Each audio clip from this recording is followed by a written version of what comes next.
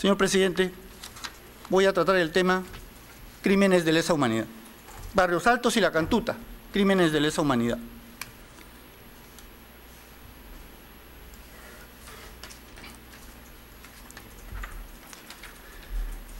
Desde el Estatuto del Tribunal de Nuremberg, hacia fines de la Segunda Guerra Mundial, se establecieron los crímenes de lesa humanidad.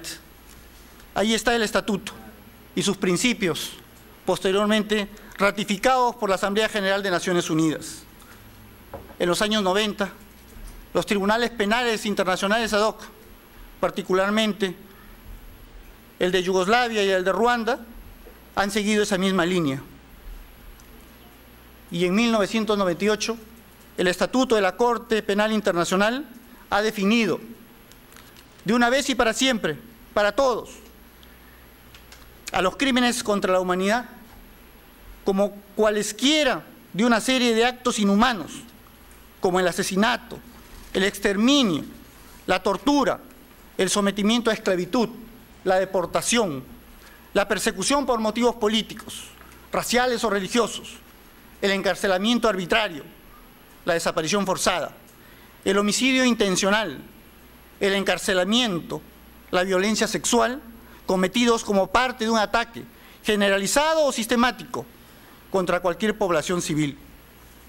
Es decir, que cuando este tipo de actos se cometen de manera sistemática o generalizada, dejan de ser crímenes comunes para pasar a subsumirse a la categoría más grave de crímenes contra la humanidad. Y esto es, señor, lo que pasó en los años 90 y particularmente se expresa criminalmente en los casos de Barrios Altos y La Cantuta. ¿Cuáles son los elementos comunes a los crímenes contra la humanidad? La sentencia del Tribunal Penal Internacional para la ex Yugoslavia, en el caso Prosecutor versus Monsilo Krajisnik, 27 de septiembre del 2006, párrafo 705, define los elementos comunes de los crímenes contra la humanidad de una manera sintética y clara. 705, párrafo. Ataque generalizado y sistemático dirigido contra cualquier población civil. Para que los actos del perpetrador constituyan un crimen contra la humanidad, han de formar parte de un ataque generalizado o sistemático, dirigido contra cualquier población civil. Bajo este requisito general, han de distinguirse los siguientes elementos. Primero, ha de existir un ataque.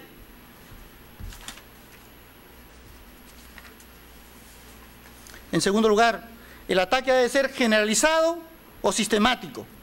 La jurisprudencia y la doctrina, señor presidente, a este respecto, señalan un enfoque alternativo, o uno u otro. En tercer lugar, el ataque ha de estar dirigido contra cualquier población civil. En cuarto lugar, los actos del perpetrador han de ser parte del ataque. Y en quinto lugar, el perpetrador ha de saber que existe un ataque generalizado o sistemático, dirigido contra una población civil y que sus actos son parte de este ataque.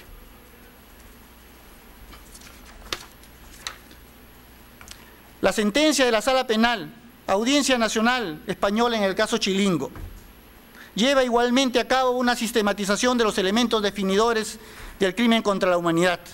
Sentencia número 16/2005, del 19 de abril del 2005. El Tribunal Europeo de Derechos Humanos ha resuelto también, señor presidente, sobre la aplicación de la figura de los crímenes de lesa humanidad por los tribunales internos de los Estados. La Corte Europea de Derechos Humanos se ha pronunciado en el mismo sentido en el caso Kolk y Kislich versus Estonia. El Tribunal Europeo de Derechos Humanos conoció de las demandas de dos personas a las que un tribunal estonio había condenado por crímenes contra la humanidad, y ellos afirmaban que en esa época esos crímenes no existían. El tribunal declaró que incluso si los actos cometidos por los demandantes podrían haber sido considerados como legales Bajo el derecho soviético en vigor entonces, los tribunales estonios sí han concluido, en cambio, que ya constituían crímenes contra la humanidad en el momento de su comisión a la luz del derecho internacional. Y el tribunal dice, no ve motivos para llegar a una conclusión diferente. La Corte Interamericana de Derechos Humanos, en el tantas veces citado y clásico caso Velázquez Rodríguez, que ha marcado la pauta de la jurisprudencia de la Corte Interamericana de Derechos Humanos, en su sentencia de 29 de julio de 1998, en la que sostuvo que el gobierno de Honduras era responsable de la desaparición del profesor y estudiante universitario Ángel Malfredo Velázquez Rodríguez.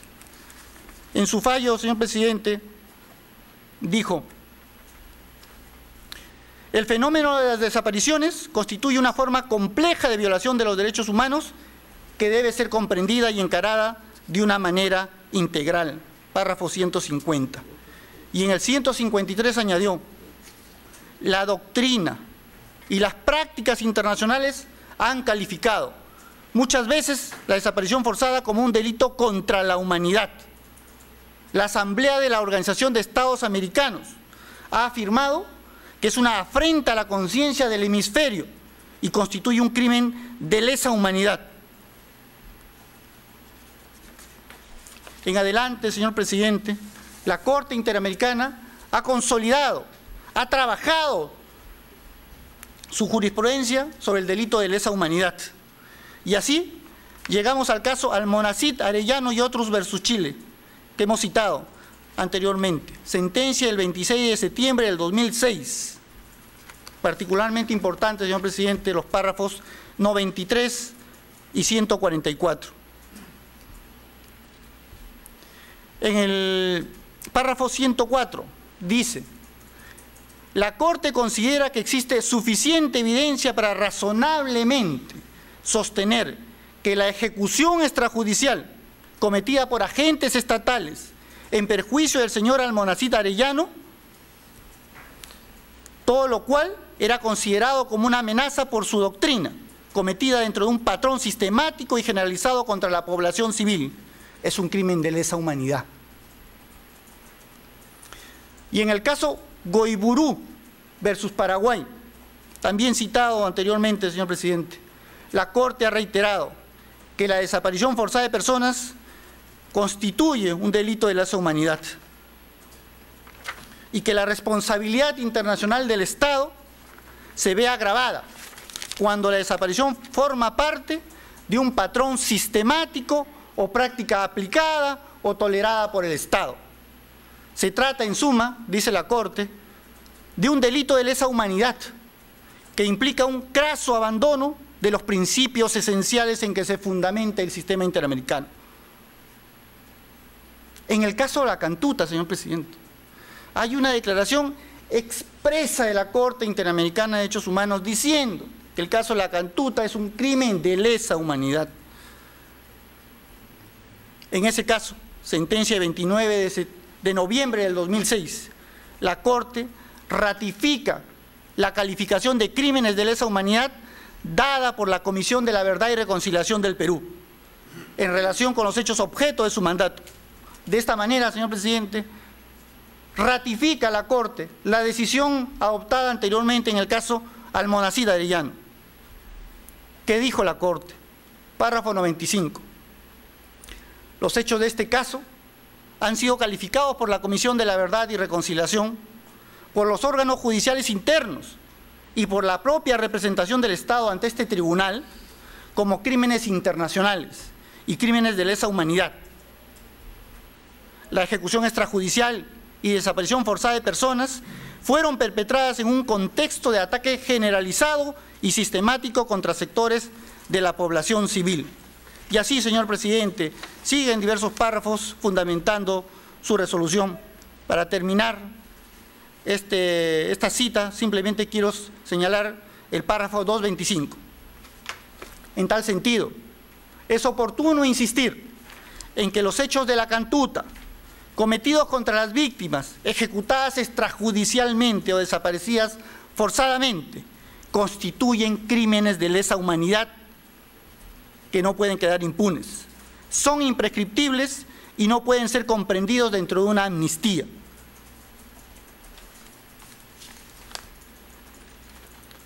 El crimen de lesa humanidad en los tribunales nacionales.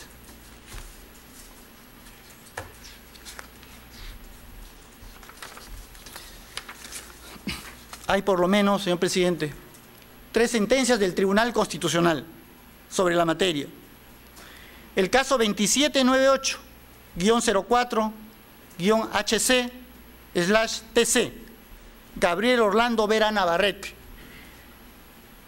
que fue citado, si mal no recuerdo, por la representación del Ministerio Público en su momento, de fecha 9 de diciembre de 2004, en la que el tribunal considera que no hay detención irregular por tratarse de delito de naturaleza compleja. Allí mismo, señor presidente, sostuvo que cuando este hecho es cometido como parte de una estrategia general o representa solo un ejemplo de un conjunto de conductas ilícitas similares, estamos frente a la existencia de un patrón de violaciones, lo que las convierte en crímenes de lesa humanidad. Y cita en varias líneas el informe final de la Comisión de la Verdad y Reconciliación. Párrafo 27. Se trata sin duda de un delito de lesa humanidad cuya necesidad social de esclarecimiento, investigación y sanción no pueden ser equiparadas a la de un mero delito común. La sentencia del Tribunal Constitucional, caso 4587, 2004-AA/TC, Santiago Martín Rivas, 29 de noviembre del 2005, en el que el tribunal expresa la existencia de un plan sistemático para promover la impunidad en materia de violaciones a derechos humanos y crímenes de lesa humanidad, particularmente los actos perpetrados por el destacamento Colina, fundamentos 82 a 85. Y dice el Tribunal Constitucional que expresión de ese plan sistemático lo constituyen: 1, el deliberado juzgamiento de delitos comunes por órganos militares; 2, la expedición en ese lapso de las leyes de amnistía 26.479 y 26.492. Y en tercer lugar, el retiro, nulo por cierto, de la competencia contenciosa de la Corte Interamericana de Derechos Humanos.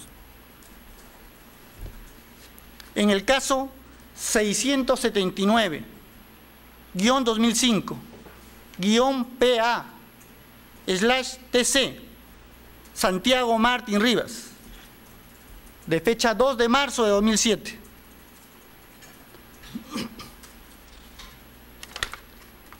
De la misma forma, señor presidente.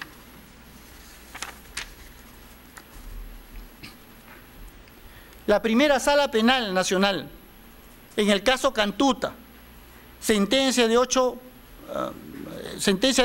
2008, fundamento 199. Igualmente, señor presidente, cita la sentencia del Tribunal Constitucional 4587-2004 y reitera las palabras: las ominosas circunstancias que vivió el país en la época del conflicto armado interno muestran la existencia de un plan sistemático para promover la impunidad en materia de los derechos humanos y crímenes de lesa humanidad, particularmente los cometidos por el Grupo Colina. Quiero terminar este tema, señor presidente, señalando que los crímenes de Barrios Altos y La Cantuta, que comparten cada una de las características, en ambos casos, son parte de una estrategia antisubversiva clandestina, dirigida por el expresidente Alberto Fujimori en el marco de un aparato organizado de poder cuyo eje central fue la eliminación de personas.